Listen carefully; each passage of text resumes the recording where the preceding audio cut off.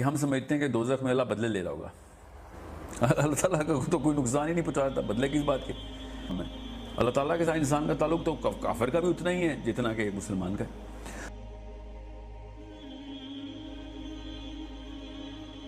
بچپن سے ہم سنتے آ رہے ہیں اللہ تعالیٰ جو ہے انسان سے 70 ماؤں سے زیادہ محبت کرتے ہیں، ٹھیک ہے، لیکن مجھے یہ نہیں سمجھ آئی کہ ایک مقصد بنا لیا ہے، اس مقصد کو پورا کرنے کے لیے اب انسان بھی بنا لیا، تو اتنی سخت سزائیں رکھ دی ہیں، اتنی ڈراؤنی سزائیں ہیں، آگ میں جلانا، پتہ نہیں کینچیوں سے کاٹنا، اور اتنی ڈراؤنی ہم سزائیں جو سنتے ہیں، یہ کیسے فٹ آتی ہیں پھر اللہ تعالیٰ کی اتنی انسان سے شدید محبت میں؟ مقصد بھی بنا دیا، اس پہ بندے کو ڈال بھی دیا، اور اب اس کو سزا بھی دے رہے ہیں، اور وہ بھی اتنی سخت سزائیں جو بچوں کو سنا دو تو بچے جو ہے نا ان کو رات کو نیند نہ آئے، بڑوں کو نہیں آتی تو بچوں کو کیسے آئے گی؟ اس کو کیسے ریکنسائل کرتے ہیں آپ؟ سزا سائیکالوجی کے تھرو آپ سمجھنے کی کوشش کیجیے، یہ اچھا سوال ہے آپ کا کہ اتنا ڈراتا کیوں ہے دین ہمیں؟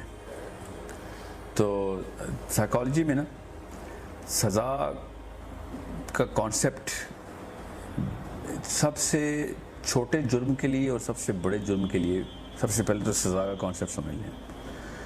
اللہ تعالیٰ کے خلاف کوئی گناہ نہیں کر سکتا جب تک یہ کانسیپٹ نہیں کلیئر، تب تک ہم مسلمان نہیں۔ اللہ تعالیٰ کو کوئی نقصان نہیں پہنچا سکتا۔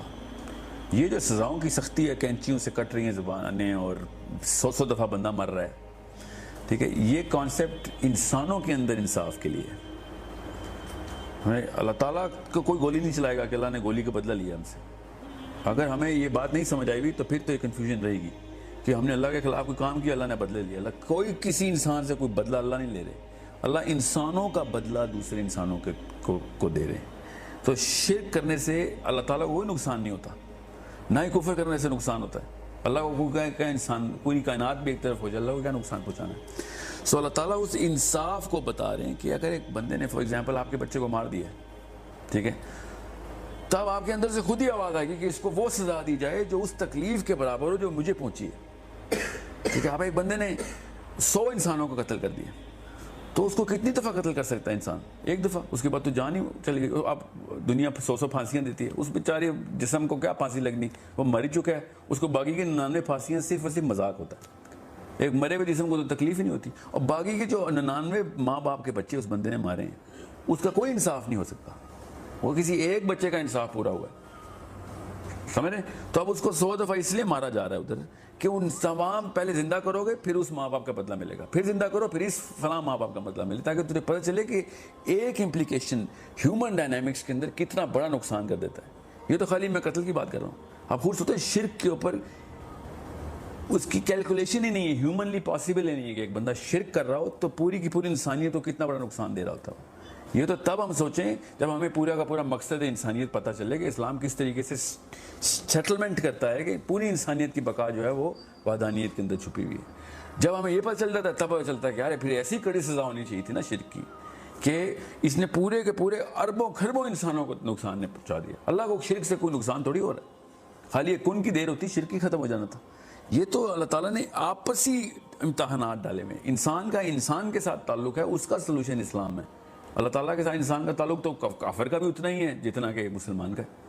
تو جیسے انسان ایک وحدانیت اور پراپر اسلام کی ڈیفینیشنز اور سب سے پہلے اس کی پرپز اور اس کی اینڈ ان مائنڈ رکھ کے ریورس انجینئر کرتا ہے کہ میں لائف کو کس طرح ہو، تو خود ہی پتہ چلتا ہے کہ سب سے پہلے تو اپنے بچوں کے لیے سب سے بہترین سلوشن ڈھونڈوں میں، اس کو پتہ چلتا ہے کہ میں اگر کچھ بھی غلط کام کروں گا تو اس کی امپلیکیشن بچوں پہ آتی ہے، ہم سب کو پتہ ہے۔ اپنے اپنے گھر کے اندر ہم پکے پکے مومن ہوتے ہیں، پوری مقصد کے تھرو اپنی روزی روٹی کا انتظام کرتے ہیں کہ یار بچے نہ بھوکے ہو جائیں، کوئی ایسا گناہ نہ کریں جو کہ اثر بچوں پہ آ رہا ہو، کوئی ایسی چیز گھر میں نہ آ جائے جس سے بچوں کے ساتھ مسئلے ہوں۔ جب اپنے گھر کے اندر ہم اپلائی کرتے ہیں وہی چیز جب اللہ تعالیٰ 7 ارب لوگوں کے لیے اپلائی کر رہے ہیں تو ہمیں مسئلے شروع ہوتے ہیں کہ یار یہ میرے تک تو ٹھیک تھا، میرے بچوں تک، باقیوں کو کیا فرائض مجھے مل رہے ہیں، تو باقیوں کے بھی حقوق ہیں آپ کے اوپر، پورے کے پورے آپ کے، نہ صرف باقیوں جو کہ اس وقت زندہ ہیں بلکہ فیوچر کی نسلیں جنہوں نے جتنی بھی آنی ہیں، تمام تر لوگوں کو بہانہ مل جانا ہے کہ اگر آپ نے کسی ایک جگہ کے اوپر بھی کوئی ایسی کسر چھوڑ دی ہے۔ اس لیے یہ سارے کی ساری سزائیں ہیں کہ لوگوں کے آپسی مسائل کے انصاف کے تقاضے پورے ہو رہے۔ یہ ایک سائیکولوجیکل مسئلہ ہے ہمارا کہ ہم سمجھتے ہیں کہ دوزخ میں اللہ بدلے لے رہا ہوگا، اللہ تعالیٰ کا تو کوئی نقصان ہی نہیں پہنچاتا، بدلے کس بات کے؟ سو یہ ان لوگوں کی ڈیمانڈ ہونی ہے کہ اس بندے کا نقصان نے ہمارا کیا، اس کا کیا انصاف ہے پھر؟ تو وہ پھر وہاں پہ انصاف پورا ہو رہا ہوگا۔ اور ایک فلسفہ ہے پورا جو کہ لمبی تفصیل میں نہیں جاؤں گا. دوزخی اصل میں تسکین جنت ہے. دوزخ کا کانسیپٹ ہی تسکین جنت ہے. سب سے بڑی جنت یہ ہے کہ ہمیں دوزخ میں نہیں ڈالا جا رہا. جنت کی باقی کی تمام چیزیں تو بونس ہے, صرف اس لیے کہ میں دوزخ میں نہیں ہوں. یہ سب سے بڑی تسکین ہے. کیا ہے میں نے یہ جو گناہ نہیں کیے اس کا فائدہ دیکھو کیا ہو گیا. وہاں پہ حوریں اور پھل اور یہ سب چیزیں, it's another lifestyle, totally different ball game. The fact کہ جب دوزخیوں کو سزا ملے گی, یہ سب سے پہلی ڈیمانڈ ہونی ہے ان لوگوں کی جن کے خلاف دوزخیوں نے گناہ کیے ہوئے. سو اس کی زبان کاٹی جائے, کیونکہ آپ کو دنیا میں چھوٹا سا اثر نظر آتا ہے کہ اگر میرے بارے میں کوئی تہمت لگا کے بیٹھا ہوا ہو اور میرے نقصانات پہ نقصانات ہو رہے ہوں کیونکہ کسی نے تہمت لگائی ہوئی تھی, نوکری نہیں مل رہی کیونکہ پیچھے سے کسی نے تہمت لگائی ہوئی تھی, شادی نہیں ہو رہی تہمت لگی. میں ایک چھوٹی سی مثال دے رہا ہوں, چھوٹا سا, تو آپ کو پتہ چلتا ہے کہ اس کی زبان کیوں نہ کاٹی جائے. پھر اس نے پتہ نہیں کتنے دفعہ مجھے نقصان پہنچایا خالی ایک بکواس کر کے کہیں پہ جھوٹ بول کے. سو یہ اس ہیومن ڈائنامکس کے اندر لینئر ایکویشنز مت سالو کریں. It's a multi dimensional concept of how humans are balance in the rights and wrongs and the benefit and the loss جو کہ ہو رہا ہوتا ہے کسی ایک ایکشن کی وجہ سے. جب ملٹی ڈائمینشنل کانسیپٹ سمجھ آئے گا ہیومن ڈائیگرام کا, تب پتہ چلے گا یار اتنا نقصان ہوتا ہے غیبت کا, ایک چغلی کا, ایک قتل کا بہت ہی بڑا. اسی سے پتہ چلتا ہے گناہ کبیرہ کیا ہے. وہ میس ایک نیوکلیئر بام کی طرح نقصان پہنچاتا ہے پوری انسانیت کو. وہ پہ پتہ چلتا ہے کہ گناہ کبیرہ کیوں. پھر عام ایسے گناہ جو کہ چھوٹے گناہ ہیں, وہ اس کا مطلب ہوتا ہے اس کا اسکوپ ذرا لمیٹڈ ہے, اور وہ پھر وہ تو وضو کرنے میں معاف ہو جاتے ہیں. ایک مثال ہے کہ ایک گناہ کی امپلیکیشن کو اوور آل ڈائنامکس میں دیکھیں گے تو پتہ چلے گا کہ یار there is a certain way to settle the score on this because he made so many people suffer. ایک باپ اپنے بچوں کو اگر دین کے اوپر نہیں لے کے آ رہا, اس باپ کی سزا کا اندازہ ہم میتھمیٹکس کے تھرو کر نہیں سکتے, کیونکہ انہوں نے 50-100 سال جتنے بھی عمر گزارنی اور جتنے گناہ کرنے ہیں اس کا ذمہ اصل میں باپ کون ہے.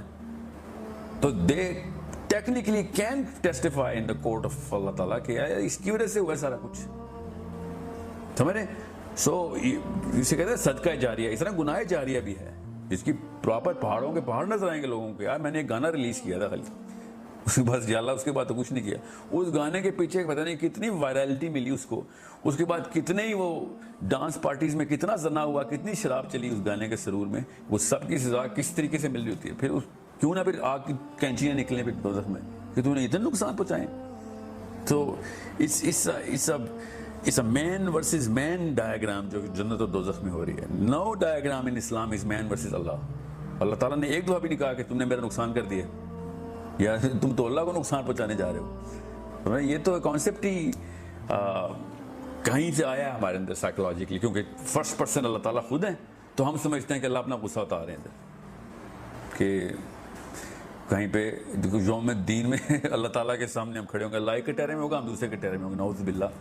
اللہ تعالیٰ از دا جج, اللہ تعالیٰ از ناٹ دا مدعی اور نہ ہی the petitioner nor the defendant.